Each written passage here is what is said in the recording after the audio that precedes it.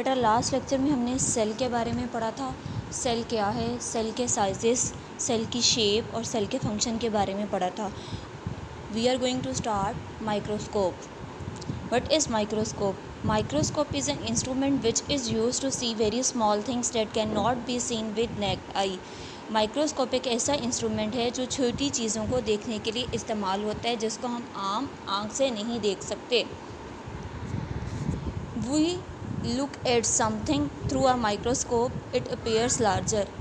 जब हम माइक्रोस्कोप के ज़रिए किसी चीज़ को देखते हैं तो वो अपने आम साइज से ज़्यादा बड़ी नज़र आती है। Parts of microscope: a microscope has a base, an eyepiece, adjustment screws, an arm, a tube, objective lens, a stage, a mirror. What is eyepiece? The lens at the end of the tube through which we observe an object is called an eyepiece. ऐसा lens जो कि object को observe करने के लिए इस्तेमाल हो वो क्या कहलाता है? आईपीस कहलाता है। ये लेंस ट्यूब के एंड पर पाया जाता है। What is objective lens? The lens near the object. ऐसा लेंस जो ऑब्जेक्ट के करीब हो, टू बी सीन देखने के लिए, वो कहलाएगा ऑब्जेक्टिव लेंस। बेटा जिस चीज़ को हमने देखना होता है हम उसको ग्लास लाइट पर रखते हैं और फिर स्टेज पर, और इमेज को क्लियर करने के लिए, उसको फोकस करने के लिए 2 एडजस्टमेंट स्क्रूज़ को हम इस्तेमाल करते हैं। मोस्ट ऑफ द सेल्स इतने छोटे होते हैं कि हमें उन्हें देखने के लिए माइक्रोस्कोप की ही ज़रूरत होती है। माइक्रोस्कोप एक जो ओरिजिनल साइज़ होता है उससे 1500 टाइम्स बिगर शो करता है उस ऑब्जेक्ट को। फर्स्ट लेक्चर में हमने शॉर्ट क्वेश्चन नंबर 1 याद किया था। आज हम करेंगे शॉर्ट क्वेश्चन नंबर 2 और 3। What is microscope? बेटा अभी हमने माइक्रोस्कोप को रीड किया। Describe the different parts of light microscope. बेटा अभी हमने उसके पार्ट्स को भी डिस्क्राइब किया। आपने अपनी क्लास वर्क की कॉपी से इसको याद करना है। फर्स्ट लेक्चर में हमने लॉन्ग क्वेश्चन नंबर 1 किया था। Students, today we are going to start long question number 2। What is microscope? Explain the working of its parts with diagram. बेटा अभी हमने माइक्रोस्कोप को रीड किया, हमने उसके पार्ट्स को भी डिस्कस किया। आपने अपनी क्लास वर्क की नोटबुक से उसको याद करना है और इसकी डायग्राम की भी आपने प्रैक्टिस करनी है। स्टूडेंट्स, याद करने के बाद आपने short question number 2, 3, long question 1 को अपने समर टास्क पर नीट राइटिंग में प्रॉपर गैप के साथ लिखना है और आपने इस पूरे टॉपिक की अगेन रीडिंग करनी है। Students, if you have any question then you can ask from अस।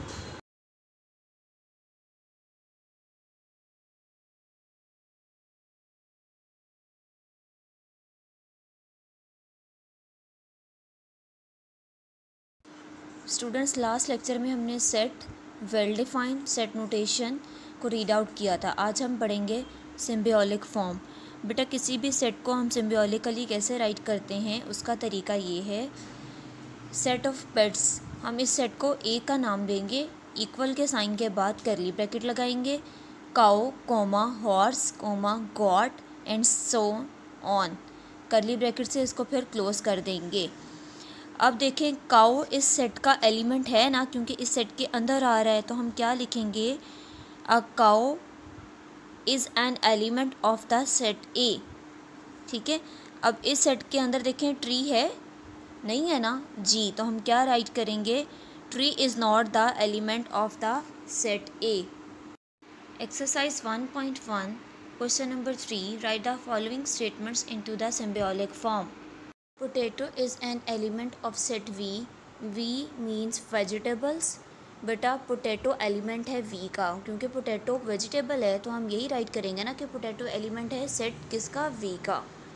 इसी तरह से आपने इस पार्ट के बाकी जो जितने भी रिमेनिंग क्वेश्चन है आपने उसकी प्रैक्टिस करनी है। Next question is which of the following collections are not sets and why. बेटा इस क्वेश्चन में हमने बताना है कि सेट क्यों नहीं है। Question number 1, A is equal to curly bracket B comma A comma N comma K curly bracket close. बेटा अब ये एक वर्ड है और ये क्लियर समझ आ रहा है कि ये कौन सा वर्ड है जी, ये बैंक है, तो हम क्या राइट करेंगे? A set is a set because its objects are distinct and well defines. अब देखें डी वाला पार्ट देखें, इसके अंदर आपको क्या वर्ड नज़र आ रहा है? किलर। ये अब डिस्टिंक्ट है या नहीं बच्चों? जी ये डिस्टिंक्ट नहीं है क्योंकि इसमें एक ही एलिमेंट 2 दफ़ा रिपीट हो रहा है। अगर कोई नंबर एक से ज़्यादा दफ़ा रिपीट होता है तो वो डिस्टिंक्ट सेट नहीं कहलाता। तो ये क्या कहलाएगा? D is not a set because its objects are not distinct.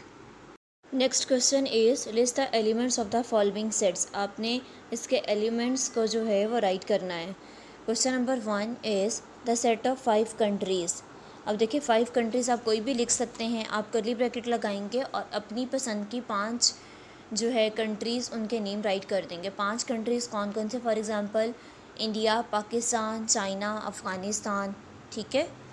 Next question is the set of 3 games. आपको कोई भी गेम्स जो पसंद हैं आप उनके नाम लिख सकते हैं। Cricket, hockey, football, tennis, whatever you like आप राइट कर सकते हैं। ठीक है। आपने इसी तरह से इस पूरे पार्ट को भी कंप्लीट करना है। बेटा आपने तमाम क्वेश्चंस की अपनी नोटबुक पर प्रैक्टिस कर ली है। Now open your summer task and solve question number 3, 4 and 5 in neat writing with proper gap. If you have any question you can ask from us.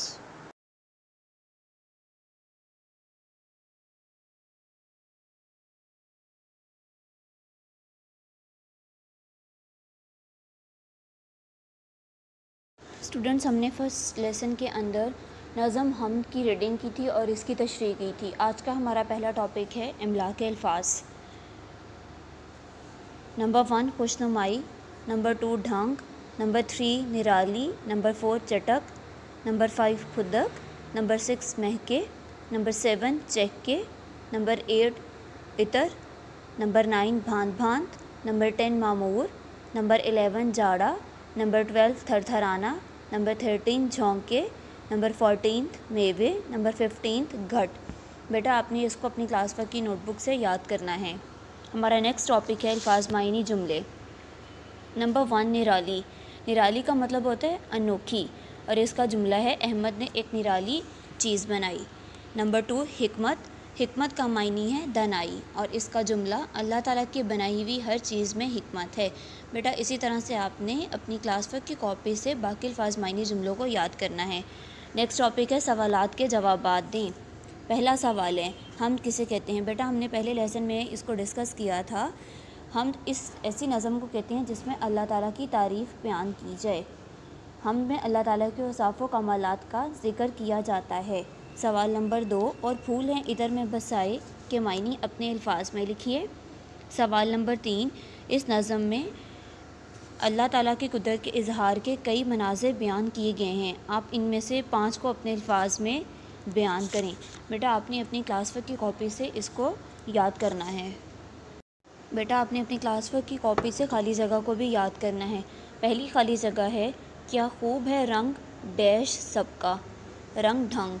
और दूसरी छोटी चिड़िया डैश रही हैं, फुदक रही हैं।